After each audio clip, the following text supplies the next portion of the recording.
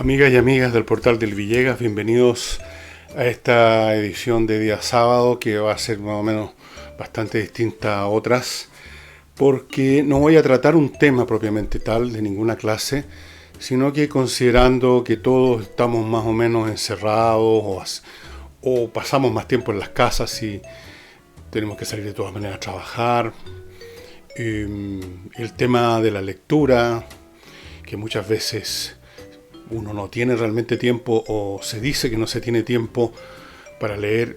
Bueno, ahora ese tiempo existe, no hay excusas. Y como por otro lado, queremos evitar lo más posible el salir e ir a lugares que si es que están abiertos, públicos. Entonces he decidido contarles o recomendarles, hacerles saber de la existencia de una serie de libros que están en Kindle, que están en Amazon, en otras palabras, y se pueden bajar desde la casa si usted tiene su dispositivo Kindle. Y voy a hacer eso. Y revisando mi propia cuenta en Amazon digital, observo con asombro que tengo muchos más libros de los que me imaginaba, porque es más fácil cuando se bajan libros dejarse llevar por el capricho, la inspiración o el impulso del momento, porque es cosa de tocar un par de botones y el libro ya está con nosotros. Fuera de eso hay un montón de libros, muchos de los que tengo acá desde luego, que no valen nada, que cuestan 0 pesos.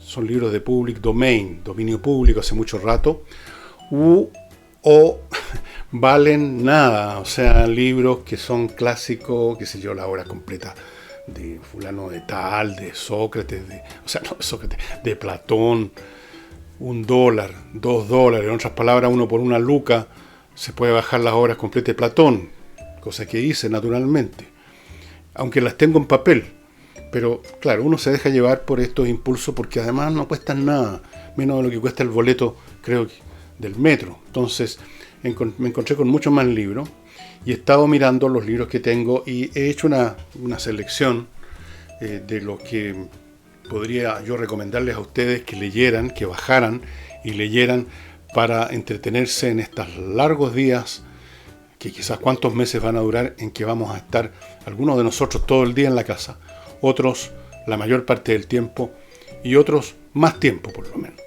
Porque incluso los que salgan a trabajar como siempre, ya no tienen nada que hacer fuera del trabajo, fuera de la casa, pues no hay dónde ir. No hay panoramas, como se dice. Entonces, la lectura que quizás algunos de ustedes han abandonado hace mucho tiempo, vuelve a hacerse importante. Y parto con un libro, lo estoy viendo aquí en uno de mis computadores. Ustedes saben que cuando uno tiene una cuenta en Amazon, uno puede tener en la aplicación Kindle, no solo en un Kindle para leer, sino que uno lo puede tener como en un computador, en un en un Apple, en un PC. Este no es ni una de las dos cosas, este es un Chrome, sistema operativo Chrome. También hay una aplicación Kindle. Entonces uno puede ver, como aquí lo estoy haciendo en colores, les voy a mostrar algunas de los libros que tengo que están ahí apareciendo. Y voy a partir con The Woman of Middle Age del señor Huizinga, El Crepúsculo de la Edad Media. Un libro realmente interesante.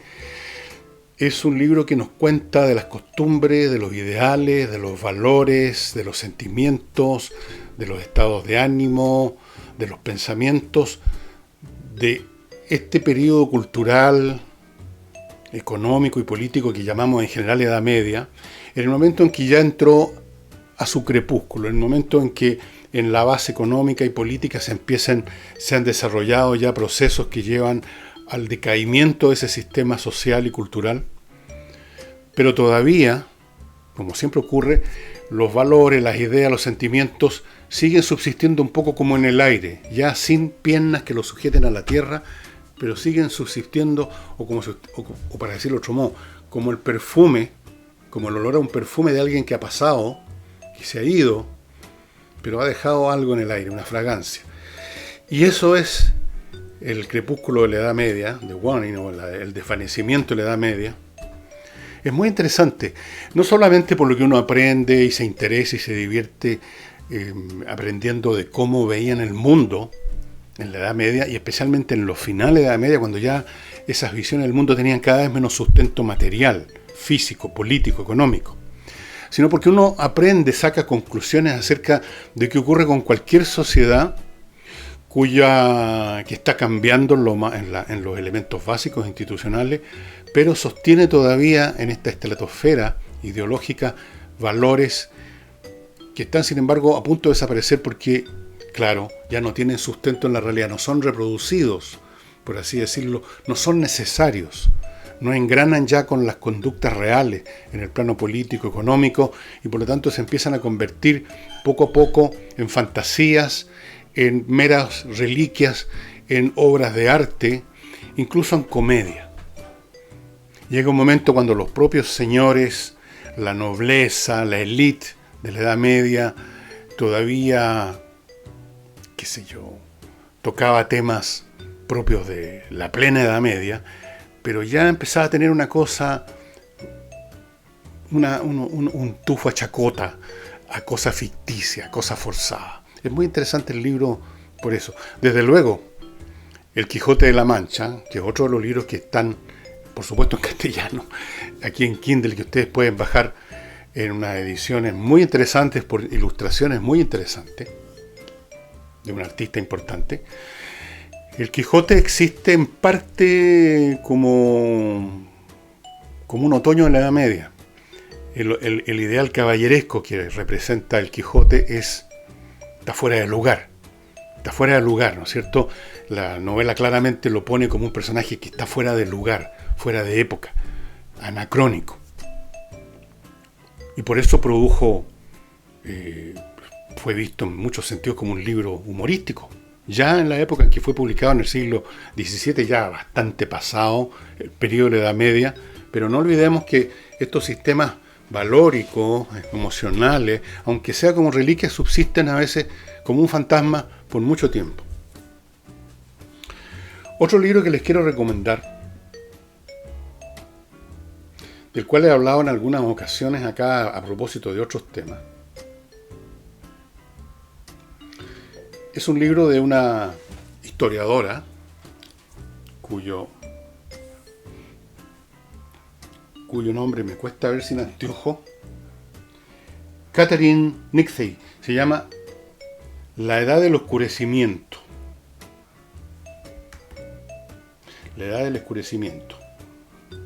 El título completo es, bueno, aquí está empezando el libro en realidad, lo podría haber leído aquí, lo podría leer acá si quisiera.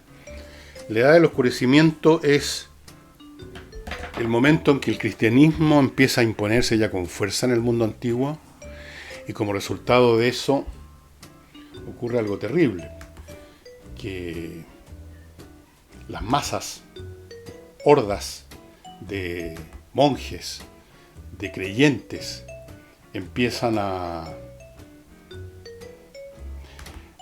destruir la cultura de la antigüedad clásica. Empiezan a demoler edificios, templos, a quemar bibliotecas, a atacar a personas reconocidas como paganas, como no cristianos. Y es un verdadero catálogo de desgracias, se podría decir, este libro, The Darkening of... no les puedo decir más porque se me anduvo borrando esta cuestión acá. Yo no soy, a pesar de que llevo años usando computadores, pero como nunca les he tenido especial amor, bueno, de esta Catherine Nixey, un libro donde uno aprende mucho sobre estos periodos históricos en los cuales se está viviendo la transición entre un sistema cultural y otro. Y yo creo que estamos viviendo uno muy parecido ahora, no solo en Chile, sino que en todo el planeta. Los mismos fanatismos, las mismas masas destructivas, en la misma arrogancia, el mismo fanatismo, en la misma mentalidad estrecha, imponiendo determinadas ideas que parecen superiores a todo lo anterior. Eso es lo que ustedes ven en periodos como ese, y que está muy bien descrito por esta historiadora, Nixey, que curiosamente es hija de un clérigo de alguna de las versiones del protestantismo. Quizás por eso, criada en un ambiente extremadamente religioso, terminó por escribir un libro sobre los horrores del cristianismo, sobre los horrores que produjeron las masas, las destrucciones que promovieron las masas cristianas. Después tenemos otro libro que ustedes pueden encontrar en Amazon, o sea, más que un libro, Las obras completas de Mark Twain por una porquería de plata. En inglés, claro. Las obras completas de un autor que, como lo he dicho en distintas oportunidades, ha sido considerado por mucha gente que no ha leído nada como un escritor de libros para niños, porque han habido muchas versiones de, por ejemplo, de Tom Sawyer, que es un personaje, un niño, Huckleberry Finn, otro niño. Entonces, hay muchos adultos que creen que estos son libros para niños, que Mark Twain escribía libros para niños como Tom Sawyer. Nada que ver. Estos personajes son niños, pero los libros incluso estos dos libros, para no mencionar los demás que escribió Mark Twain, cuyo verdadero nombre era Samuel Clemens, Mark Twain era su nombre de pluma. No tienen nada de libros para niños. Hay en ellos una visión del mundo repleta de humor, pero de un humor bastante oscuro. Una visión pesimista, escéptica sobre el ser humano. Y no por nada, Mark Twain es el autor de esta frase que yo creo que la he mencionado que alguna vez, en el sentido de que, según él decía, nunca le pregunto a nadie si es cristiano, judío, negro, blanco, norteamericano, etcétera, etcétera. Todos son miembros de la raza humana y no puede haber nada peor que eso. O en otras palabras, es indiferente la variante humana. Basta con saber que es humano para saber que nos vamos a encontrar con un tipo codicioso, ambicioso, cruel, desleal, más o menos cerrado de mente, ignorante, agresivo, mala leche, todas esas cosas que son más o menos las comunes. Un poco lo que decía Marco Aurelio en el libro segundo de sus pensamientos. Al principio del libro segundo, él advierte al lector: cada mañana cuando te levantes recuerda y ten claro que te vas a tropezar o con un imbécil, o con un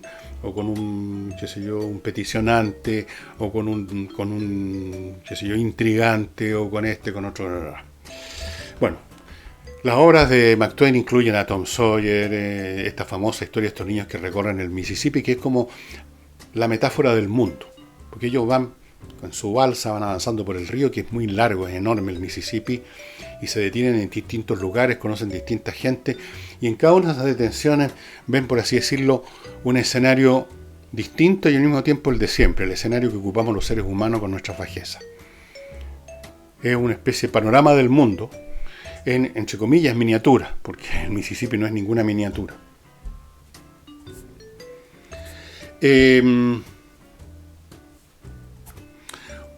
Para los que les gusta la historia antigua o quieren entrar a la historia antigua, que es muy interesante, hay un libro que es, por así decirlo, un libro de rumores y maledicencia, pero que por eso lo hace muy entretenido, escrito por un historiador romano del siglo I o II después de Cristo, no me acuerdo bien, que se llama Suetonio. El libro se llama Los 12 Césares. Ese está en muchísimas versiones en español. Está también acá en inglés en Amazon. Los 12 Césares son los 12 primeros emperadores de Roma. O sea, partiendo por Augusto. El primer emperador premeditado, Julio César, en realidad no fue emperador. Querían algunos convertirlo en rey o imperator, pero él siempre se negó, y antes que pasara algo más, ustedes saben, lo asesinaron. El primer emperador propiamente tal, aunque no se llamaban imperator, no se denominaban a sí mismos así, por razones políticas preferían ser llamados el princeps, el primero entre los demás. Augusto, después de Augusto viene Tiberio, después de Tiberio viene Calígula, y así sucesivamente, después Claudio, Nerón, toda la filita, los 12 Césares, y historias privadas de estos emperadores, cómo eran bueno, es la historia de sus actos políticos y todo eso, pero también de sus costumbres, de sus bajezas, de sus crímenes, de la lujuria que hervía en la sangre de varios de ellos, todas esas cosas de la vida privada de los Césares, escrita por un hombre que no era un amante del imperio, era un miembro de la clase senatorial, de la élite romana, que estaba resignada al gobierno, al dominio de los emperadores, de los imperator, pero no con mucho placer. Así que siempre decían lo peor que podían de todas estas personas. El libro es súper entretenido por lo mismo. Después tenemos para los interesados en el tema UFO, yo soy uno de esos interesados, el tema de los ovnis. Una importante periodista de un importante medio norteamericano de prensa, no me acuerdo si era el New York Times o algo así, se llama Leslie Kean, con K, escribió un libro sobre los UFO. No tengo el título completo porque vuelvo a insistir que aquí se me borró definitivamente lo que tenía para ir viendo los detalles. Esas son las cosas que me pasan siempre. La periodista hizo una recopilación exhaustiva, investigativa, acuciosa, de diversos testimonios, informes, investigaciones llevadas a cabo por pilotos, autoridades de la Fuerza Aérea de Francia, de Inglaterra. Estamos hablando entonces de interrogatorios no a un personaje cualquiera que dice que vio un ovni. Estamos hablando de entrevistas y estudios sobre gente o sobre investigaciones institucionales sobre el tema UFO que revisten la mayor seriedad. El libro es sumamente interesante y es leyendo un libro como este, y hay otros más, que uno se convence que el fenómeno es real. Absolutamente real, que no es un cuento de gente loca o enferma, sino que es un tema absolutamente real. Y lo único extraordinario en esto, porque ya casi se ha convertido en un commodity los avistamientos, es la manera como ha sido encubierto y mantenido en ese espacio ambiguo que es no el secreto total, porque si no sabríamos nada, sino que ese estado de sospecha, de cosa encubierta, en virtud de la cual lo poco que se llega a saber, lo poco que se llega a decir, queda todavía hasta el día de hoy cubierto bajo el manto del ridículo y la locura. En eso han sido muy efectivos los programas de encubrimiento. Para los que les gustan los libros divertidos y al mismo tiempo informativos, hay un señor Adams que escribió un libro que muy cómico y muy interesante por toda la información que entrega a propósito de este gran mito de la Atlántida. Ustedes saben que el primero que habló alguna vez de la Atlántida fue... ¿quién? Platón. En uno de sus diálogos habla de un continente, de una civilización, de algo que se hundió, que desapareció. Naturalmente Platón a su vez recogió eso de alguna versión mucho más antigua. ¿Y qué es lo que hace Adams? Se los voy a contar apenas les cuente primero sobre este producto, que es uno de los que apoyan este programa los días sábados, el Club Explora, que todos los meses le lleva a su casa 2 bolsitas, yo voy a mostrarle una nomás, con un vino seleccionado por las enólogas que organizaron este Club Explora. En este caso esto se llama Dal Bosco Reserva Zaira 2018. Miren, tiene una puntuación 92. El máximo es 100. O sea, 92 ya es un vino realmente como para tomárselo. Entonces, usted se hace socio del club pagando una UF mensual y le llega una vez al mes 2 botellas, no del mismo vino, vinos distintos. Pueden ser 2 tintos distintos, 2 blancos distintos, un blanco y un tinto. Y son vinos escogidos. Y es muy agradable, estimados amigos, aunque aunque sea una vez al mes, probar, para los que nos gusta el tinto, los que nos gusta el vino, por supuesto, un vino distinto, sabiendo antes de tomar el primer sorbo que vamos a tomar un vino exquisito. Es una experiencia muy agradable. Y ahora tenemos que acumular en estos tiempos que vienen, que van a durar por lo menos 3 meses, creo yo, como mínimo. Ahora que vamos a estar más dentro de nuestras casas, tenemos que aprovechar más estas cosas. Usted puede hacer un regalo además, una gift card. La gift card consiste en una suscripción, que puede ser por un mes, 2 meses, lo que usted quiera regalar. Así es que el Club Explora, estimados amigos, pónganse en contacto con ellos, pagan una OF y se van a asegurar una OF mensual. Este vino exquisito llegado toc, toc, toc a la puerta de su casa. Y vuelvo a recomendarles este libro de Ulises Caravantes, Desde los valles transversales a los canales australes. Ya que estoy recomendando libros para esta temporada de lecturas forzadas, para muchos quizás, pero lecturas después de todo, este libro que obviamente está en castellano y que ustedes lo encuentran poniéndose en contacto con el autor en su sitio web, que seguramente está apareciendo a mi izquierda. Y si no está apareciendo a mi izquierda, hemos tenido algún problema técnico, como tantas veces hemos tenido. Ustedes contáctense conmigo, contacto elvillegas.cl y yo les doy la dirección. Este es un libro de historia realmente súper interesante. Trata de una serie de temas.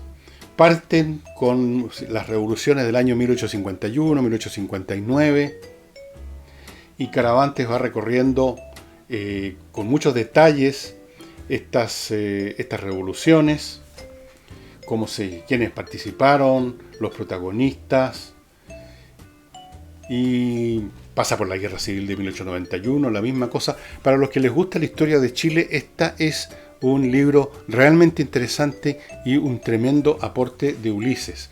Así es que pónganse en contacto con él. Yo debiera tener en alguna parte, a ver si lo encuentro en un momento más. Ya me conocen, no tengo remedio.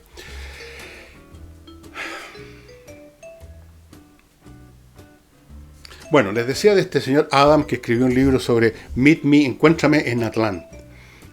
Es un libro que cuenta la historia de todos o muchos de los historiadores o de los aficionados o de los arqueólogos o de los antropólogos o de los siempre curiosos que se han dedicado a investigar dónde diablo es que efectivamente se pudo haber encontrado la Atlántida. Y es por lo tanto no solo una historia muy interesante sobre esta supuesta civilización que desaparece de un día para otro, sino que es una historia de personajes extravagantes, porque dedicarse a investigar sobre la Atlántida, pudiendo investigarse sobre cosas, digamos, que están más al alcance de la mano, ya sugiere que hay un cierto grado de extravagancia, de cosa, no voy a decir de locura, pero llamémoslo originalidad, lo que sea. Entonces, no solo es la historia de cómo fulano investigó acá y cuáles fueron los datos que juntó y cuáles fueron las conclusiones que llegó, sino que aparece el personaje y suelen ser tipos muy divertidos, muy entretenidos, el tipo de persona con los cuales uno quisiera pasar una tarde entera con estas botellas de buen vino escuchando sus historias. Entonces, Meet Me in Atlantis es un libro que yo recomiendo especialmente. Los amigos de historia militar probablemente ya saben que en el último semestre del año 1944 y luego en lo que alcanzó a durar la guerra del 45, los alemanes estrenaron un jet de combate, o sea, un avión a retropropulsión, un avión a chorro, un jet. Mientras los aliados tenían solamente aviones a pistón, a hélice. Los propios alemanes también tenían aviones a hélice. La guerra aérea se había librado todo ese tiempo con aviones a hélice. Los famosos Focke-Wulf alemanes, el Messerschmitt 109, los aviones americanos, los Spitfire ingleses, los Mustang norteamericanos, etc.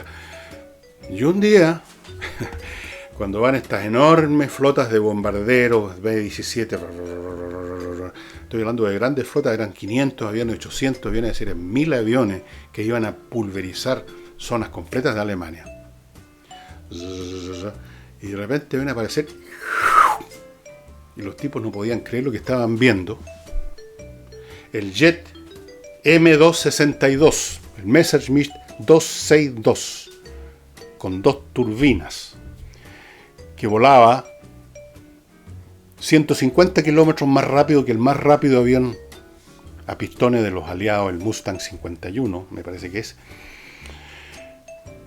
Y esos aviones llegaron muy tarde y en número no suficiente como para haber cambiado el curso de la guerra. Si hubieran esos aviones empezado a actuar, qué sé yo, a principios de 1943, quién sabe lo que habría ocurrido.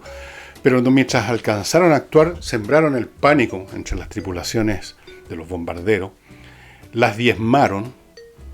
Llegaban estos aviones a gran velocidad que los artilleros de los aviones de los B-17 no alcanzaban ni siquiera a empezar a apuntar su ametralladora y ya se había ido para otro lado. Sino que además estaban cargados estos jets con verdadera artillería, cañones de 30 milímetros. En otras oportunidades iban también con cohetes en los pilones de las alas. Entonces su efecto era devastador, pero no alcanzaron a cambiar el curso de la guerra. La historia de los M262 ustedes la van a encontrar también en Kindle, en Amazon. Se llama el avión jet de Hitler, Hitler Jet Plane, el M262. Una historia muy interesante. No fue una única tecnología absolutamente revolucionaria que sacaron los alemanes, pero muy al final, cuando ya era tarde, también sacaron un avión cohete, es otra cosa. El avión cohete no tenía una turbina, sino que tenía un cohete que quemaba por un breve, no alcanzaba a durar mucho, quemaba como un volador, digamos, quemaba el combustible que tenía y luego el avión funcionaba como un planeador en realidad.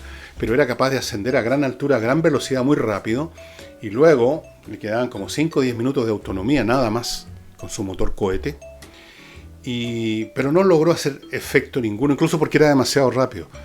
No alcanzaba a tener tiempo para apuntar su cañón contra los B-17, sino que pasaba. Creo que tiene un derribo en toda la guerra este avión cohete, el Comet.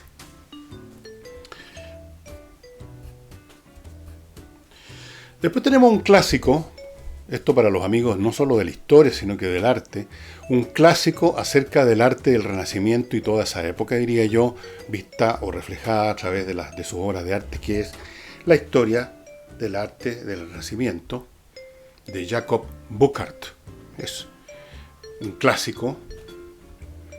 Jacob Burckhardt era un alemán, se enamoró del arte italiano del Renacimiento y bueno,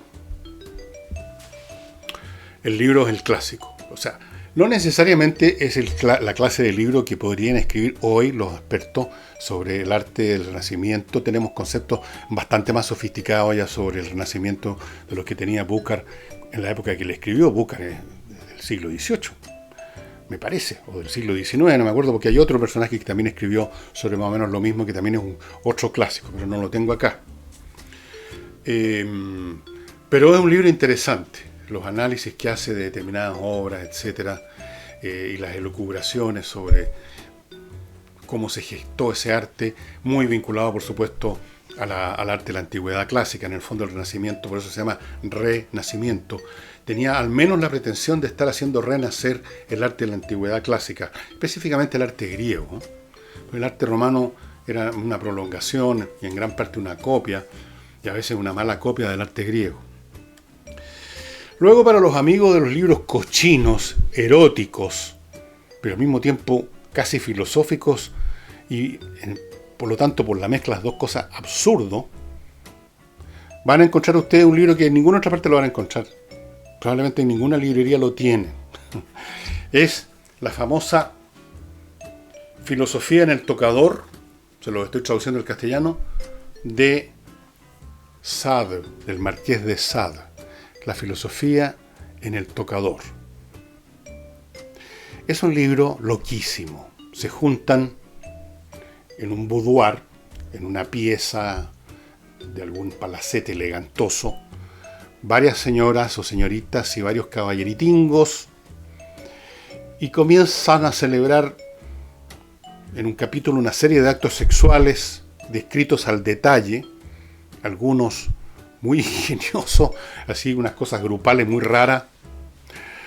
Y terminado eso, al capítulo siguiente se ponen a filosofar sobre lo que han hecho, sobre el significado de la libertad, toda la filosofía del iluminismo tal como la veía el Marqués de Sade y su relación con Eros, y su concepción de que la libertad total, que la libertad es equivalente al libertinaje más absoluto, y de ahí creo yo que viene el concepto de libertino, que es una palabra que se fraguó, me parece a mí, en el siglo XVIII, para calificar a estas personas que por sus impulsos carnales y por sus ideas bebidas de los filósofos de la Ilustración, de los Voltaire, de los Diderot, d'Alembert, Holbach y toda esa gente, no eran religiosos, no aceptaban las normas de conducta normales, lo que podríamos llamar la moral burguesa convencional de la época. Eran libertinos. Y el libertinaje se expresaba de la forma más cruda en el sexo. El paraíso, el lugar ideal, que está en otro libro, del Marqués de Sade, donde se manifiesta la libertad total, es un lugar cerrado, un castillo cerrado, donde las personas que entran son dueñas de hacerse unos a otros lo que se les dé la real gana, incluso asesinarse. Es una cosa muy loca. Bueno, esta filosofía del tocador no llega al asesinato, pero llega realmente a esta mezcla curiosísima entre descripciones de actos sexuales de todo orden, todos, heterosexuales, homosexuales, animalismo, ya no me acuerdo. Este libro yo lo leí a los 15 o 14 años y no lo he leído después porque ¿qué de nuevo le puede encontrar a uno de esas cosas, ¿no es cierto? Pero lo entretenido del libro es cómo una escena sexual exorbitante, delirante, es sustituida como que están todos en pelota después de lo que han hecho y se sientan a filosofar. Es muy divertido. Otro libro que les recomiendo, ya se los recomendé, de hecho hace un programa atrás me parece, que es, claro, el programa anterior, el libro 1117 a.C. de Eric Klein, que relata el derrumbe de la civilización de la etapa tardía de la Edad de Bronce en la zona del Mediterráneo. No le voy a decir más sobre ese libro porque ya lo conversamos el sábado pasado. Y qué sé yo, del ingenioso Hidalgo quiero decir un par de cosas más. He dicho ya que es un libro, he dicho en alguna parte, no sé si aquí, que es un libro, que es otro de esos libros que parecen como para niños, por la historia cómica, que el Quijote atacando un molino, el molino de viento, pero no. Este es un libro que solamente uno lo empieza a aquilatar en toda su dimensión después de los 50 años de edad. Si es que no más. Después de los 60 me atrevería a decir. Antes parece una serie de anécdotas donde un tipo loco, acompañado de su sirviente, es protagonista de una serie de historias grotescas, entre cómicas y ridículas. Pero mucho más que eso. Pero uno tiene que ser mayor y haber pasado por esas escenas chuscas y ridículas, haberlas visto, haberlas experimentado, conocer un poquito la naturaleza humana para aprender a amar al Quijote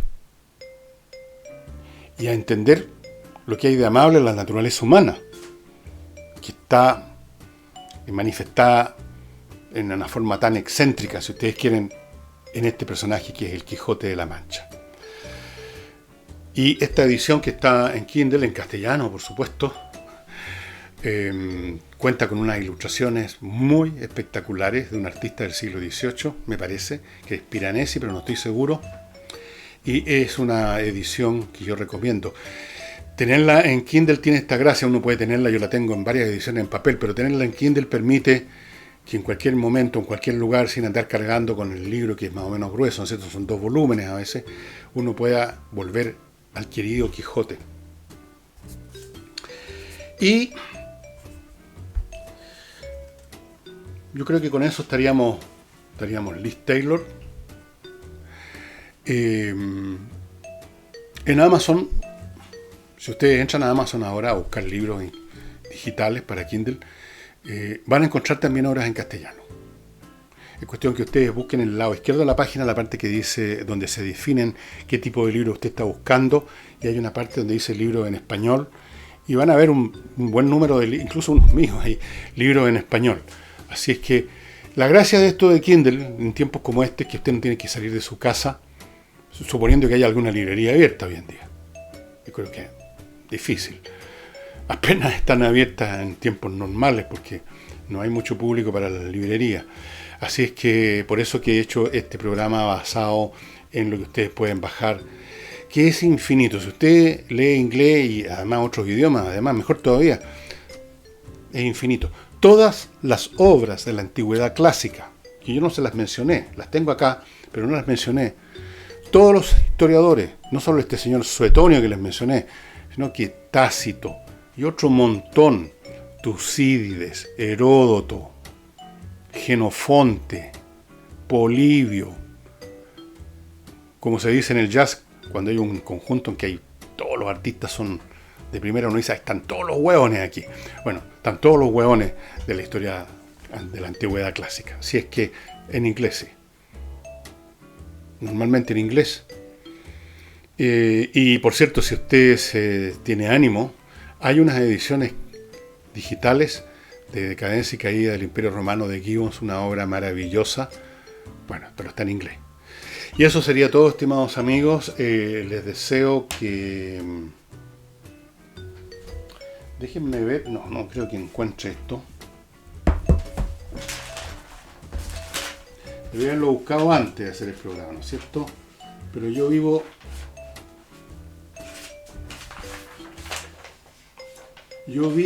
estimados amigos, en un planetoide llamado Luna.